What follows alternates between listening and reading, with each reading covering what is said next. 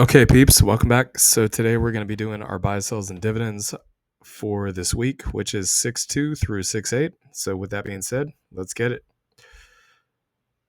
Okay, so first account that we're going to go over here is the M1 Finance account. So as you guys can see, there's May 31st. So we're looking at June 3rd, basically June 2nd here through June 8th. So let's go ahead and get into it. So $20.36 from PDI, 4 cents from PFLT. So Enbridge $5.99, but there's minus 90 cents there, so basically $5.09. Again, Enbridge is a Canadian stock, so there is some international tax there.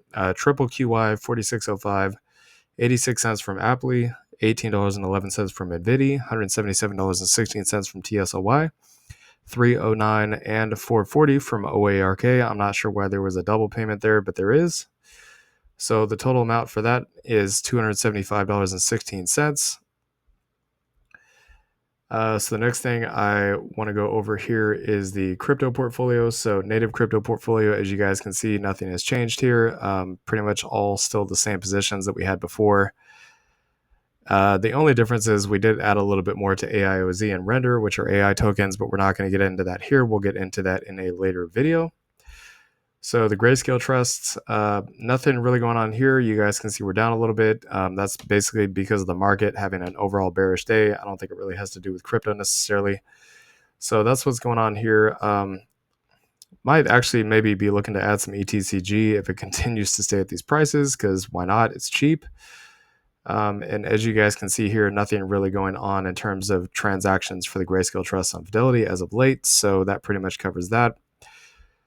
So the next one I want to go ahead and get into is actually Webull. Then we'll get into Robinhood. So you can see we have our original positions here.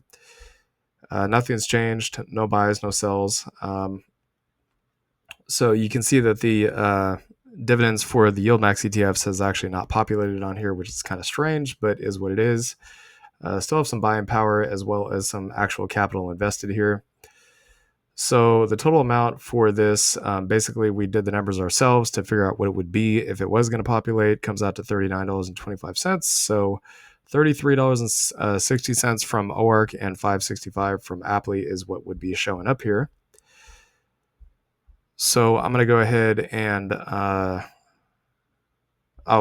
before I actually get into the Robinhood portfolio, I want to show you guys the dividend tracker portfolio. So you can see we're at 55,500 as of right now. That is the total portfolio value between basically M1 Finance, Robinhood, and Webull. Again, we are not fully invested in stocks or crypto. We do still have cash and cash equivalents, but you can see the total amount here. So here's all the different symbols we have. I'll scroll down just real slow so you guys can take a look at them. We've added a lot to a lot of positions this week. I'm going to go ahead and tell you guys what those are here in a minute.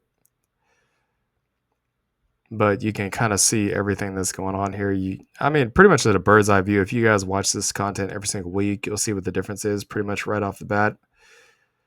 But that's what everything looks like right now. So annual income projections, $22,500. Monthly projections, $1,927 a month. So in terms of dividends that we got paid from Apple, QDTE, Tesla, Coney, Triple QY, JEPY, IWMY, SPYT, GUI, MRNY, Squee, Crash, Nvidia, Ybit, Misty, AMZY, OARK. And in terms of the buys that we had, Coney, AMC, Misty, Nvidia, Murni, Squee, GUI, YMAX, Apple, AMZ, TSLP, FEPI, QDTE, Crash, Ybit, YMAG, and JEPY. So you guys can basically pretty much just hear right off the bat that we did add a couple of new positions. So I'm actually going to go ahead and get into those dividend payments right now. So $18.54, as you guys can see here from OARK.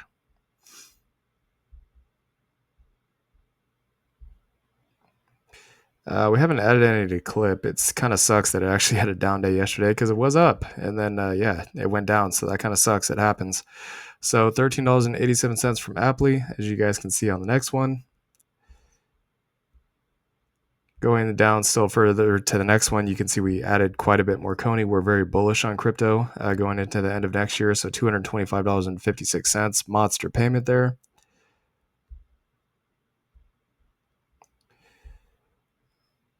Keep on going down here. So the next one would be GUI as of right now. Sorry about that. I don't know why it's being super choppy like that. So $35.55 from the Google ETF.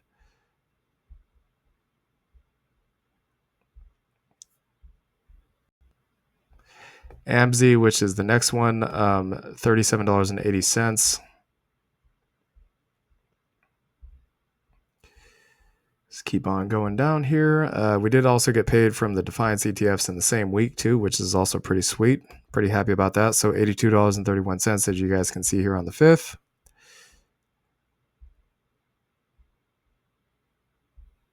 Going down a little bit further, you can see JEPY here. So JEPY, $42.71 right there.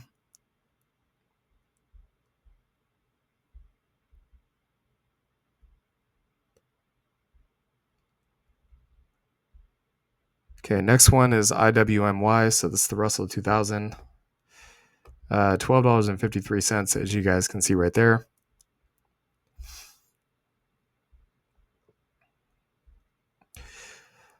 MRNY, this is Moderna.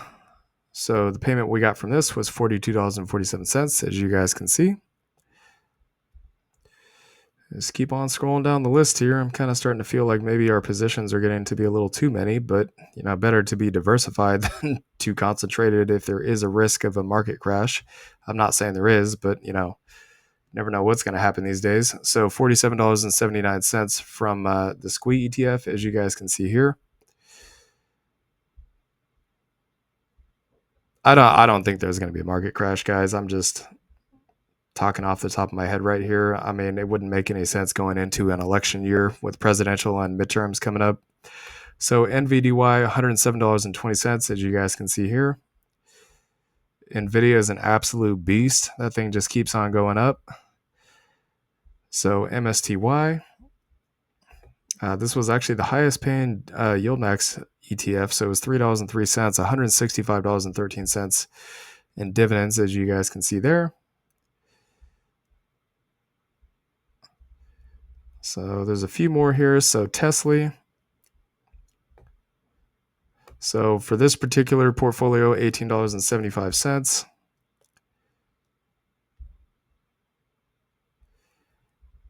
Keep on going down the list here. So let's see, what else do we got? QDTE, that's another one.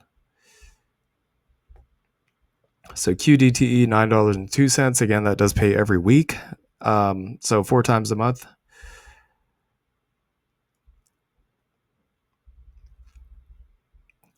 The next one that we got paid from was SPYT. So we also got paid from this one as well during this week. So $11.89, as you guys can see there. Just keep on going down the list here with these million different positions that we got.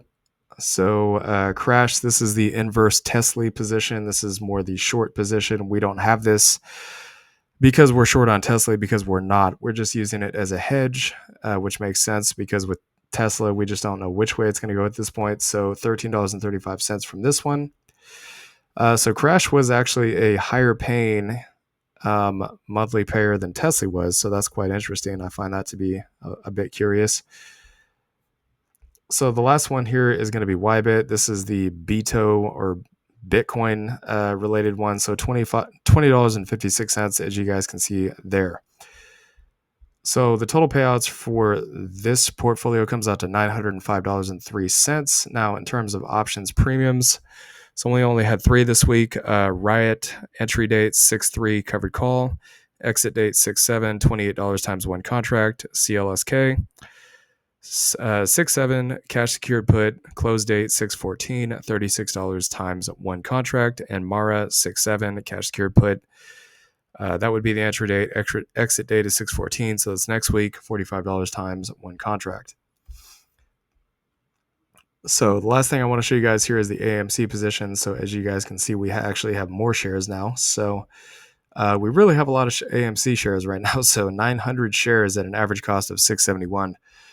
We do still think it's going to go between $20 to $40 because there is some gaps up there, and generally speaking, gaps always love to get filled. Doesn't matter what the instrument is.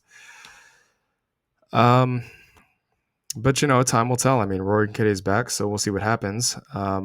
In terms of forward estimates on our monthly income, so we're expecting to receive roughly about $2,000 a month from dividends, but also if we put on a 30 delta for every position we have minus BTBT, it's also about another $2,000 a month.